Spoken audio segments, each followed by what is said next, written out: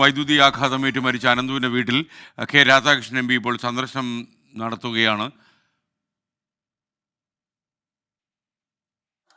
സുഹൈൽ മുഹമ്മദ് നമുക്കൊപ്പം ചേരുന്നു. Suhail, M P എപ്പോഴാണ് അവിടെ എത്തിയത്?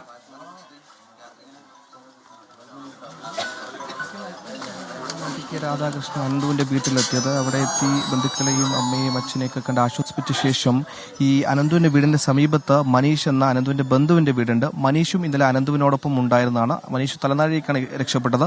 മനീഷും ചെറിയ രീതിയിൽ ഷോക്കേറ്റിരുന്നു, വലിയ പരിക്കുകളില്ല.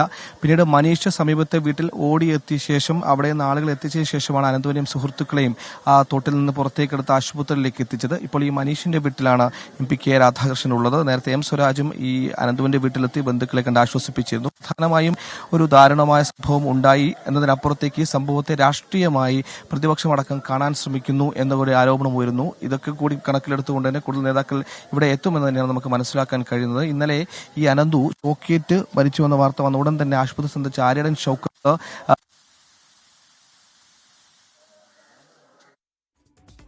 വിവരങ്ങൾ നൽകിക്കൊണ്ടിരിക്കുന്നത്. കെ രാധാകൃഷ്ണൻ എം പി അനന്തുവിൻ്റെ സുഹൃത്തിൻ്റെയും വീട് സന്ദർശിക്കുന്ന ദൃശ്യങ്ങളാണ് പ്രേക്ഷകർ ഇപ്പോൾ കാണുന്നത്.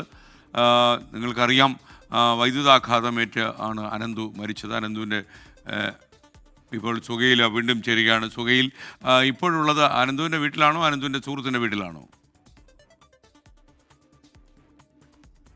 ഇപ്പോൾ ഉള്ളത് അനന്തുവിന്റെ സുഹൃത്തും ബന്ധുവായ മനീഷിന്റെ വീട്ടിലാണ്. അനന്തുവിന്റെ വീട്ടിലായിരുന്നു എം പി കെ രാധാകൃഷ്ണൻ ആദ്യം എത്തിയത്. അവിടെ ബന്ധുക്കൾ ആശ്വസിപ്പിച്ച ശേഷമാണ് ഇപ്പോൾ അനന്തു സുഹൃത്ത് മനീഷിന്റെ വീട്ടിലെത്തിയത്. ഈ അനന്തുവിന്റെ ബന്ധു കൂടിയാണ് മനീഷ്. അനന്തു 10ാം ക്ലാസ് പഠിക്കുകയാണ്. ഈ മനീഷ് 21 വയസ്സുള്ള ഒരാളാണ്. അദ്ദേഹം ഈ ടൈൽസിന്റെ ജോലിക്കൊക്കെ പോകുന്ന ഒരാളാണ്. ഇന്നലെ ഈ ബന്ധുവായ അനന്തുവിനും സമീപത്തുള്ള സുഹൃത്തുക്കളോടൊപ്പം തോട്ടിൽ വെറുതെ വിനോദത്തിന് മീൻ പിടിക്കാൻ വേണ്ടി പോയതാണ്. അപ്പോഴാണ് ഈ ദാരുണ സംഭവം ഉണ്ടായത്. ഇന്നലെ അനന്തു ഷോക്കേറ്റ് മരിച്ച ഉടനെ തന്നെ ആശുപത്രിയിലെത്തിയ ഈ UDF സ്ഥാനാർത്ഥി ആര്യൻ ഷൗക്കത്ത് പറഞ്ഞ സർക്കാർ സ്പോൺസർഡ് മർഡർ എന്നായിരുന്നു.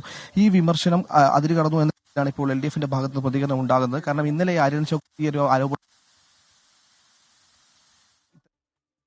സുഹൈൽ മുഹമ്മദാണ് വിവരങ്ങൾ നൽകിയത്. അനന്തുവിൻ്റെ ബന്ധുവായ മനീഷിൻ്റെയും വീട് മുൻ മന്ത്രി കെ രാധാകൃഷ്ണൻ സന്ദർശിച്ചതാണ്. ആ ദൃശ്യങ്ങളാണ് പ്രേക്ഷകർ ഇപ്പോൾ കണ്ടത്.